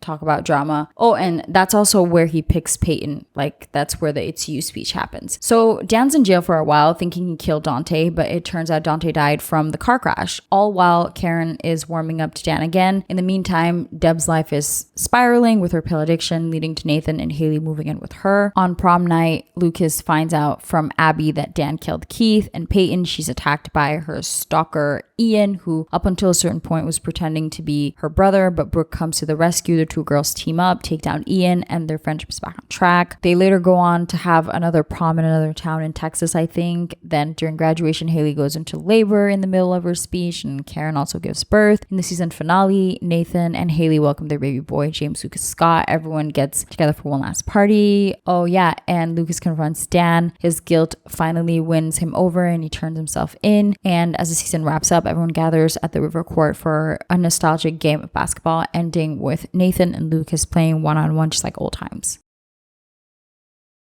Season 3 of One Tree Hill is a masterclass in emotional storytelling, combining the challenges of senior year with the intricate dynamics of young love and unresolved family tensions. The season delves into the idea of futures, both the one we envision and the one we end up with. Lucas confronts his relationships with both Brooke and Peyton while also grappling with Dan's increasing malevolence. Nathan and Haley, after the turmoil of season 2, work towards rebuilding their relationship and face the challenges of a young marriage. Peyton delves into her past, discovering more about her biological mother, leading to some heart-wrenching moments. Brooke, on the other hand, continues to try to find happiness and trust Lucas again while channeling her feelings through her craft. She ends up creating something major. Season 3 stands out for its character development. While the previous seasons established the groundwork, this season adds depth, showcasing the evolution of each character. This season is marked by tragedies, including Keith's shocking demise, which becomes a pivotal point for many characters, especially Lucas. This season's profoundness is evident in its masterful intertwining of joy and pain. On the one hand, we have the joyous reunion of Nathan and Haley, the spark of love rekindling between Lucas and Brooke, and the Scott brothers' strengthened bond. Conversely, the shadows of pain are casted by Dan's treachery, Peyton's heart-wrenching journey of discovering her biological mother, and most devastatingly, Keith's untimely death. One of the standout themes of season 3 is confrontation and acceptance. Nathan and Haley confront the challenges of a young, impulsive marriage and the hurdles of trust and commitment and working towards building that trust again. Peyton faces the emotional roller coaster of connecting with her birth mother only to lose her to an illness shortly after. Dan's descent into darkness is fully realized this season. And Karen, with her rekindled romance with Keith, confronts the possibility of a shared future, a dream shattered by Keith's tragic death. One Tree Hill's third season is a poignant portrayal of growth, love, loss, and second chances. It captures the essence of the uncertainties of life, the pain of loss, and the hope for the future. The season's finale, with its mix of despair and hope, sets the stage for a new chapter in the lives of Tree Hill residents. Season 3 stands as a pivotal juncture in One Tree Hill, presenting a narrative filled with highs and lows, triumphs and tragedies. It's the bridge between the innocence of youth and the precipice of adulthood, with the characters navigating their senior year and all the complexities it brings. Season 4, right behind Season 3, which was arguably the most transformative chapter of One Tree Hill, pivots from the angst of adolescence to the precipice of adulthood. It's not just about the end of high school, it's about the characters confronting their past, shaping their present, and gazing into an uncertain future. I would define Season 4 as transitions and trepidations. Beyond the cap and gown, graduation symbolizes a threshold. For Lucas, Nathan, Peyton, Brooke, and Haley, it's the intersection of dreams realized and futures uncertain. While some paths seem clear, like Lucas and Peyton's budding romance, others, such as Nathan's athletic journey post-accident, tread on shaky ground. The weight of secrets is also prevalent during this season. Dan's dark secret about Keith's murder looms large, culminating in a confession that sends shockwaves through Tree Hill. This theme also resonates in other subplots, like the mystery surrounding Peyton's stalker and Nathan's point shaving. Season 4 stands as a testament to One Tree Hill's storytelling prowess. It's a season of revelations and reckonings, dreams and dilemmas. As the characters stand at life's crossroads, the season beautifully captures the essence of that pivotal moment when the familiarity of yesterday beckons, but the promise of tomorrow awaits.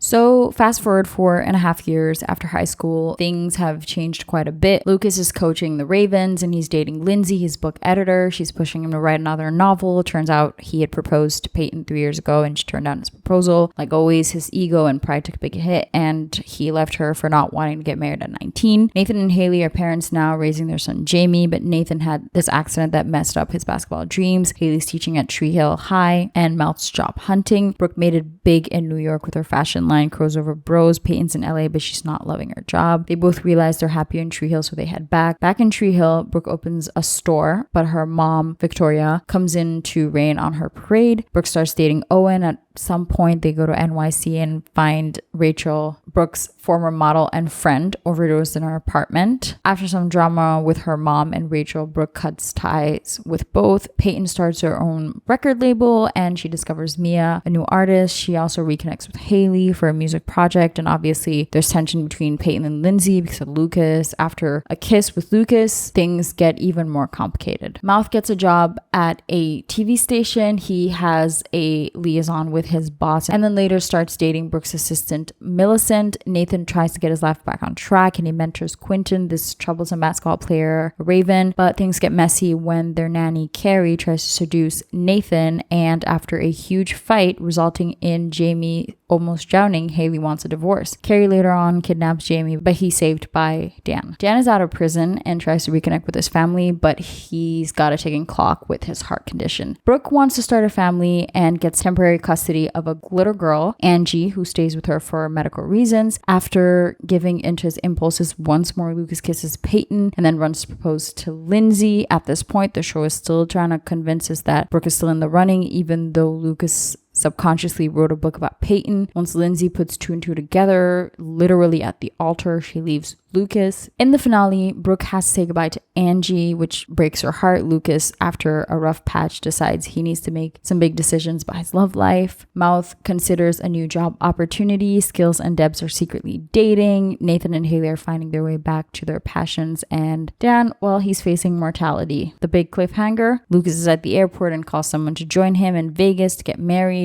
Who did he call? Brooke, Peyton, or Lindsay? Everyone's left guessing. After a drag of an episode, we find out that Peyton is the one that Lucas called up. They become engaged and have a pretty dreamy season and even get pregnant. The whole situation becomes a little more morbid when Peyton ends up having a high-risk pregnancy. Julian comes in to adapt Lucas's book, and we find out that he and Peyton dated in the past. Lucas is a little skeptical of him, but I guess seeing him get closer to Brooke made him realize that he wasn't back to be with Peyton. Oh, and by the way, Dawson, James, joins the cast as some loony director, which was the weirdest thing to watch. I personally thoroughly enjoyed his appearance on the show because it was a really cool nod to Dawson's Creek. Anyway, tragedy would strike in Tree Hill after Quentin was shot and killed. That storyline was just so cruel. And on top of that, Brooke starts off the season in such an awful way. She gets attacked in her store and she's going through it. She would later foster a teenage girl, Jenna from Awkward, and would almost adopt her. But alas, Sam came back into contact with her birth mother, and so yeah, that falls through. We did later on find out that Evan Peters' character, sorry, I'm really bad with the names right now, had a big brother, and that big brother was not only responsible for Brooke's attack but also Quentin's murder. Brooke would finally have a chance to confront him at the end of the season. Mouth and Millie go through their first rough patch when Gigi comes back, which I didn't mention this earlier, but how wild is it that the actress playing Gigi was casted when she was 14? Like, how? Why?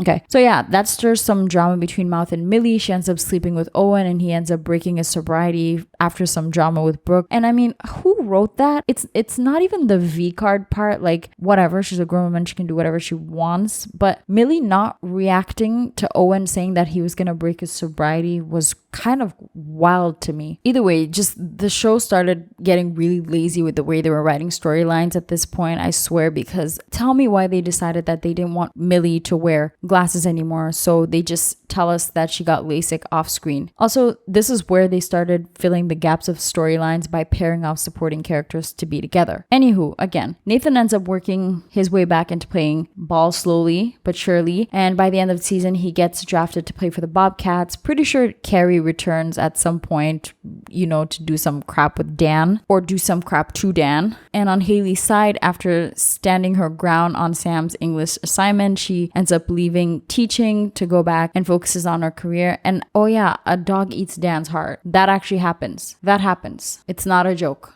Okay. Season 5 offers a bold narrative gambit, leaping 4.5 years into the future and bypassing the college years. This transition, while audacious, brings a fresh perspective. Instead of the typical college-centric storylines, we delve into the characters' early adult lives, replete with their challenges, achievements, and setbacks. Gone are the days of high school simplicity. The real world, with its career challenges, relationship intricacies, and personal dilemmas, takes center stage. It's now about dreams meeting reality. Lucas is a published author, struggling to write his second book. Peyton struggling in the music business. Brooke's flourishing fashion empire, but personal void. And Nathan's crushed basketball dreams. Past echoes are also thematic through the season. While the season propels forward, the echoes of the past are ever present. Past decisions, relationships, and unresolved tensions weave into the narrative, reminding us that while time moves on, some ghosts linger. The season's time jump is a double-edged sword. On the one hand, it breathes freshness into the narrative, giving the viewers a novel vantage point. However, this also means that viewers are thrust into a new world with off-screen developments that might have deserved more focus and exploration. Character arcs are rich and varied, but there's a sense of nostalgia for high school dynamics. Some storylines, like the love triangle involving Lucas, feel rehashed, while others like Brooke's journey or Nathan and Haley's home life, as well as marital problems, offer genuine depth. Season 5 of One Tree Hill is an ambitious exploration of early adulthood, capturing the euphoria of dreams achieved, derailed, and the sting of reality's challenges. It's a blend of familiar and the new, offering a mature, albeit occasional, uneven narrative progression. Season 6 in many ways feels like the turning point for One Tree Hill. As the characters further delve into adulthood, this season offers both resolutions to long-standing plot lines and introduces fresh challenges, ensuring that the narrative remains dynamic. This season once again puts relationships under the microscope, whether it's Brooke's adoption journey and her new romance with Julian, the evolution of Nathan's basketball career juxtaposed against Haley's challenges as a mother, teacher, and artist, or Deb and Skill's unexpected romance. The season thrives on pushing characters to go after what they want and exploring uncharted territories. This season's strength lies in its ability to balance dramatic highs with emotional depth. Pivotal events like Luke's and Peyton's departure and the culmination of Dan's redemption arc are handled with gravitas, offering a sense of closure to long-standing narratives. However, this season obviously isn't without its critiques. The season began the long trend of slowing down the story just a bit too much. Some of the older characters were also beginning to fall off the circles as there was nothing added to explore for them. Season 6 of One Tree Hill stands as a narrative crossroads. It offers resolutions, introduces fresh challenges, and ensures the legacy of the characters remains intact. It's a testament to life's unpredictability, capturing moments of joy, sorrow, and the myriad emotions in between.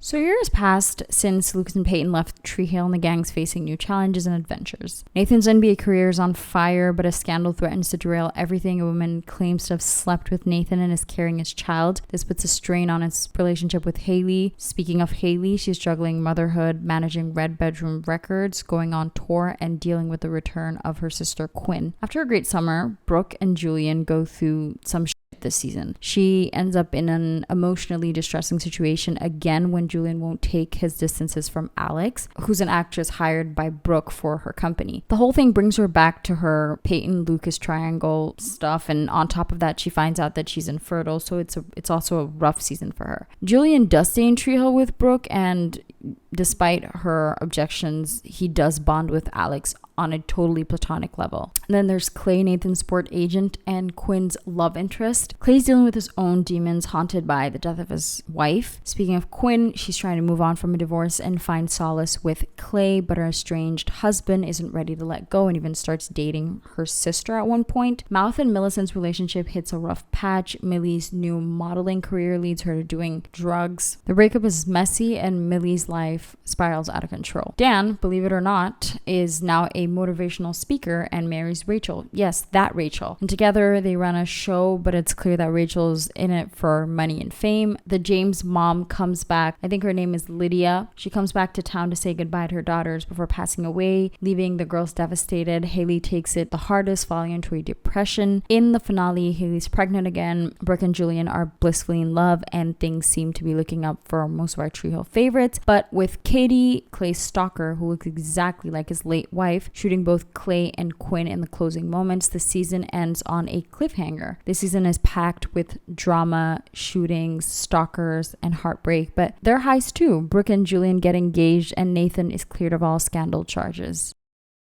Season 8 picks up with Clay and Quinn fighting for their lives after the shocking shooting. They both pull through, but trauma lingers, especially with Quinn. Brooke and Julian are in full wedding planning mode, but it's not all smooth sailing. Brooke faces an unexpected challenge. Her mother lied to investors about the company's earnings and causes a lot of damage. Because of this, Victoria goes to jail, and out of guilt, Brooke sells her company to help those that were scammed. As she navigates the ups and downs of wedding planning, dealing with Julian's mother, and managing her new new finances, Julian's by her side, and the two tie the knot in a heartwarming ceremony. They also almost adopt a baby, but the baby mama backs out last minute. But a few weeks later, Brooke finds out that she's pregnant with twins. Haley's expecting, and she's also volunteering at a crisis helpline. Nathan transitions from his NBA career due to health and family reasons and explores new opportunities like sports agency and school.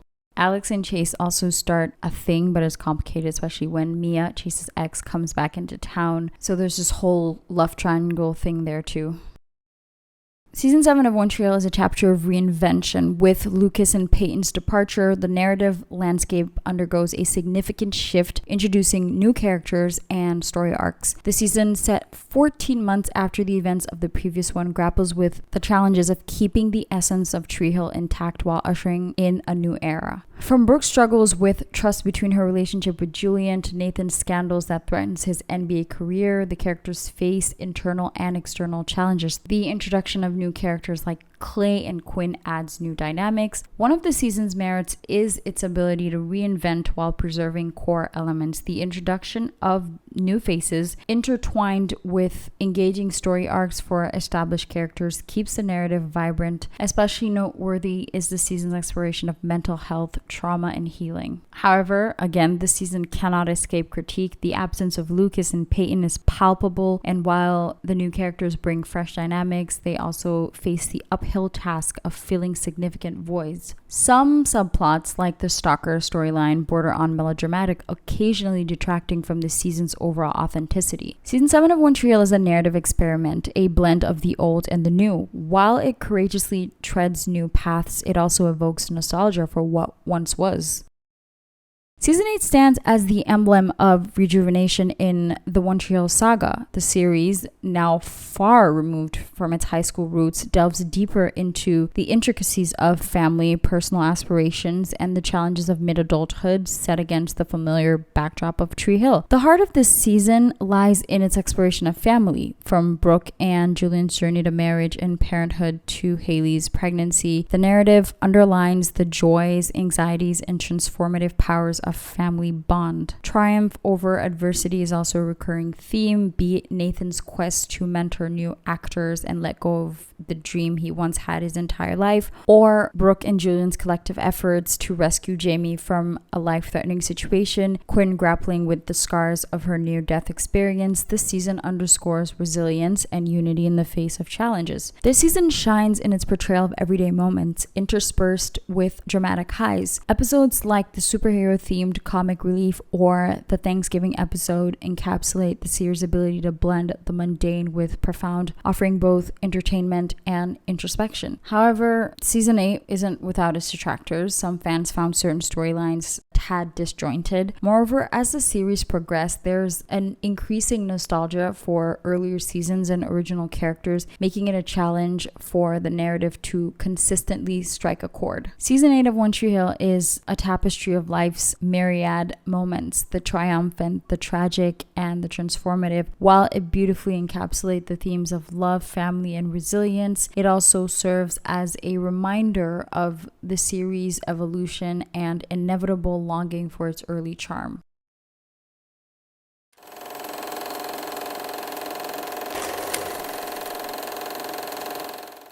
All right, let's dive into the final season of One Tree Hill. Okay, so Dan's caught back in town and he's got a mission, redemption, but it's not going to be easy, especially with all the bad blood in the past. Brooke and Julian are adjusting to life as parents of twins. She's also trying to fix her relationship with her parents as well as build a new company, but trouble's brewing. Xavier, the guy who attacked her a few years ago, is out of prison and he's got revenge on his mind. Nathan's life takes a dark turn when he's kidnapped. He's held hostage by some shady folks because of some sports agency crap. This crisis brings the Scott family together, with Dan, Haley, and even Chris Keller teaming up to save him. The rescue mission is intense, and in a heart-wrenching twist, Dan sacrifices his life to save Nathan. Clay's dealing with some heavy stuff too. He's got a son, Logan, from his past relationship, but he's forgotten all about him due to a trauma-induced memory block. As he reconnects with his son, he and Quinn grow stronger and eventually get married. Chase and Chris Keller, and Chuck too, bring some comic relief amidst the drama. Their running trick and their bromance is pure gold. Mouth gets a lot of flack because he gains weight but loses it all by the end of this season at Millie's insistence, of course. He starts a sports scholarship in memory of Jimmy Edwards and Keith Scott with the inheritance money he got from Dan. The series finale is a tribute to the show's legacy. There's a big event at Trick celebrating the Tree Hill community. We see flashbacks, touching moments, and get a sense of closure for all our beloved characters.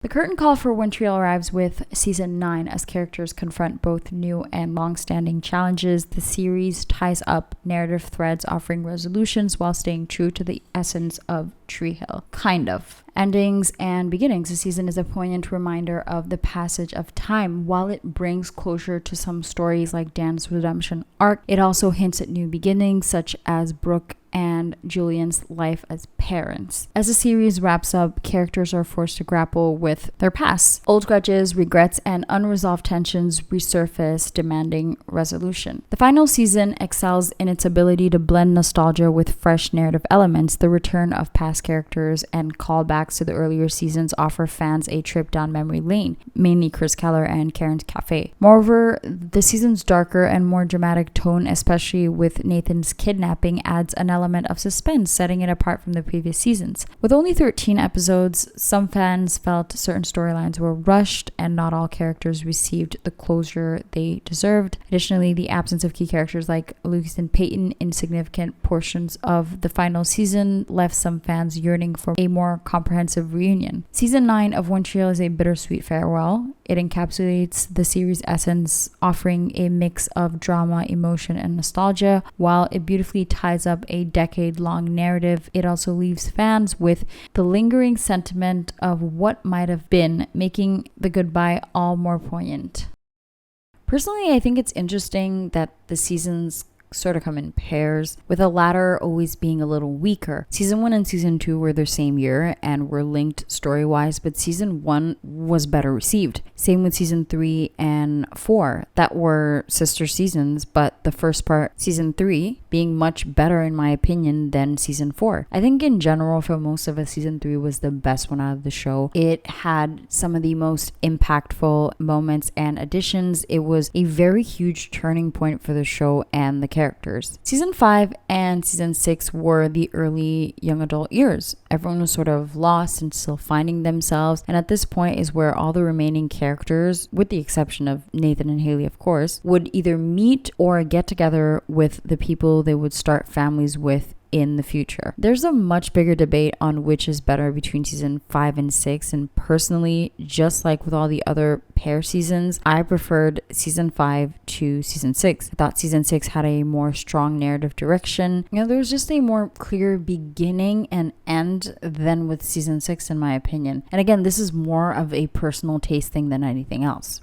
Season 7 and 8 were the reboot seasons. It was the show trying to keep the lives of most of these characters interesting, even after most of them had gotten what they were looking for. To me, Season 7 did a much better job simply because once again, it felt like there was a more clear narrative direction. Season 8 to me felt much more loose, and don't get me wrong, you could prefer either. I really, and I mean really, struggled to get through Season 7 and have not really watched it again since, but the show was already more filler than anything else by that point, but the fillers would usually be the side characters like Miranda and Grubbs, which, by the way, how to know if something is unnecessary? Take it out and see if it makes a difference. Miranda and Grubbs, silliest addition, and I'm sure some people enjoyed it. I just really had a hard time not skipping over it. To me, Season 8 was a season about watching your favorite characters have fun, have a good time, and really enjoy what it's like to live in a small town. Of course, episodes like The Storm added a little drama to keep viewers hooked, but all in all, the show's climate, had completely changed by that point, complete 180, which understandably so. Listen, to me, here's the fatal flaw of the later seasons. There was a lack of follow through and authenticity. You have these same stories coming back during the last 4 seasons, and for the most part, the characters just move on as if nothing. And I think the best example was the Storm episode. In Season 5, at least, Jamie was afraid of water after nearly drowning, and it's at least mentioned that he's in therapy after being kidnapped. But then the kid gets into a car crash on a stormy night, gets thrown over a bridge while still in the car, and almost dies because the lake or river or whatever is overflowing because of a broken dam, and it's barely ever addressed again. Like, how? A school teacher was driving the car and other students were in that car too, and I'm pretty sure she also sent an inappropriate picture of herself to a student in like season 9, I think, or season 8 by accident. I could be mistaken, but in any case, completely inappropriate, yet her character would just pop in and out as if nothing. And I mean, the biggest enemy of a teen drama is a post-graduation story. Most will go down the college route, and One Tree Hill was smart not to, but they were also not smart to keep the show going that long either, and that's a hill that I'll die on. Every story has a beginning and an end with a specific amount of wiggle room for you to stretch the story out and make it interesting, but when you get to the end of a story and you want to keep it going, that's where the issue is. I understand that to keep a story interesting after its intended ending, you need to keep creating stuff or it won't really be worth watching. But then that usually destroys the cohesion of a story. You just can't keep going without the story becoming a soapy over-the-top drama. And once again, One Tree Hill chose to go the other way for the most part. And I mean, from time to time, they lightly grazed on the dramatic and over-the-top, but for the most part, I think they chose to respect their characters and their stories, which is a good thing. But it isn't always the most interesting thing to watch after getting closure several times, so, there's that. Just like season 7, season 9 was an even bigger attempt to tell us another story after the happily ever after. Something about the show ending in season 8 and then suddenly being renewed again just made it so weird. Like, you're almost confused after the season 8 finale because of how full circle it is. And again, because the show is supposed to end, James ended up not being available for most of the season and Jane as well. I personally ate up season 9 because of Dan. Whether you accept his redemption or not, you gotta admit he had one of the most, if not the most interesting 9 season arc. For example, I often miss the absence of Lucas, even though he would piss me off, but in Danny Boy I realized that his absence was what allowed Dan's redemption arc to be complete for me. And again, that's just for me. Either way, season 9 is the biggest hit or miss for fans, and I personally sometimes prefer it over season 7 and 8, but that really just depends on the day. Oh, and can I just add like my biggest peeve about the show real quick? The whole afterlife/limbo thing that they do every time someone's unconscious in the hospital. I cannot stand when shows that are based on reality dabble with stuff like this. Like, some of them might have just been dreams, right? Like, whatever. Like, maybe in his subconscious, Lucas always felt weird about Keith's death and dreamt about it when he was out of it. But also, it's still weird because sometimes they'll have these unconscious characters hover over themselves and be perfectly aware of what other characters are saying and doing from their hospital beds. Look at when Quinn and Clay got shot. And again, it would have been fine for me if they did it once or twice, but at one point, every time a character was in the hospital, they'd be walking around with Keith in the hospital or wherever else. And again, I understand that these characters were grieving and Keith was a significant character, but honestly, the Quinn and Clay hospital trip it's where I broke. I mean, right before, Nathan was having full conversations with a dead person. It's just like, I think one of the best hospital alternate reality episodes was the one where Nathan and Lucas switched spots. That makes sense. That's really good. But yeah, I don't know. It just wasn't my thing. And that like used to ruin the credibility of the story for me all the time. Like, these characters apparently seeing Keith and dead people, and it was just weird for me. Again, could just be dreams, but I don't think that that's what they were implying. Oh, and one more thing. My Gilmore Girls video was filled with comments about how Chad left the show to come and be on One Tree Hill, and I want to address that. Chad left Gilmore Girls because he booked a season arc on Dawson's Creek's 5th season as Charlie Todd, somewhere around late 2001 to 2002, which is why he was written out and Milo was brought in to be Jess. I hated his character on that show, and another fun fact. The reason why they wanted him to play Nathan was because he played 2 back-to-back roles where he was a prick, and they thought that he'd be perfect for that role. And to add add to that, Hillary also appeared in the spring break episode, and she says that the chemistry they saw with Chad in that scene might be the reason why she got that push to be Peyton. Anyway, yeah, made a lot of mistakes on that video, might even make a couple more on here, but those comments just kept coming back, so I just thought I'd address it, especially that it's relevant to this video, I guess. In the world of One Tree Hill, from the cobblestone streets of Tree Hill to the echoing corridors of its high school, One Tree Hill was more than just a show. It was a tapestry of emotions, dreams, and the raw essence of youth. At the heart of its narrative was the town's basketball court, a sacred place where rivalries were born, friendships solidified, and life lessons learned. It wasn't just about a game, it was the heartbeat of the community, the pulse of young dreams, and the intricate dance of destiny. Its characters were not mere fictional entities, they were fragments of us. Lucas, with his introspective nature and love for literature, taught us the power of words and the weight of choices. Nathan, with his journey from arrogance to humility, showed us that redemption is always within reach. Peyton's artistic soul and Brooke's indomitable spirit were testaments to resilience of the human heart. And then there was Haley, the beacon of loyalty and steadfastness, whose journey from a cautious tutor to a confident woman underscored the beauty of self-discovery and the strength found in steadfast love and friendship. Through their trials, tribulations, joys, and sorrows, we saw our own reflections, our own fears, and our own hopes. But what truly set One Tree Hill apart was its uncanny ability to capture the ephemeral moments of adolescence, the fleeting nature of first loves, the sting of betrayal, the warmth of reconciliation, and the pain of growth. The storylines, no matter how dramatic, always circled back to the core truths of life. The moments where Karen imparted wisdom to Lucas or when Whitey guided his basketball team were not just scenes, they were life lessons wrapped in dialogue, reminding us of the mentors in our own lives. The soundtrack was not just background music, it was the very soul of the narrative. Every strum, every lyric, every note resonated with the emotions on screen, making us feel what they were feeling as well. From Gavin DeGraw's iconic I Don't Wanna Be to the lesser known indie known tracks, it introduced us to a symphony of feelings. In essence, One Tree Hill was not just a show, it was a coming of age journey that celebrated the imperfections, embraced the chaos, and highlighted the beauty of the mundane. In a world of fleeting moments, it was a tireless reminder of the magic of youth, the power of dreams, and the enduring nature of love. All right, that's all that I have for you today. I hope you enjoyed this video. I'm still testing out this format, so some things may be different than previous videos.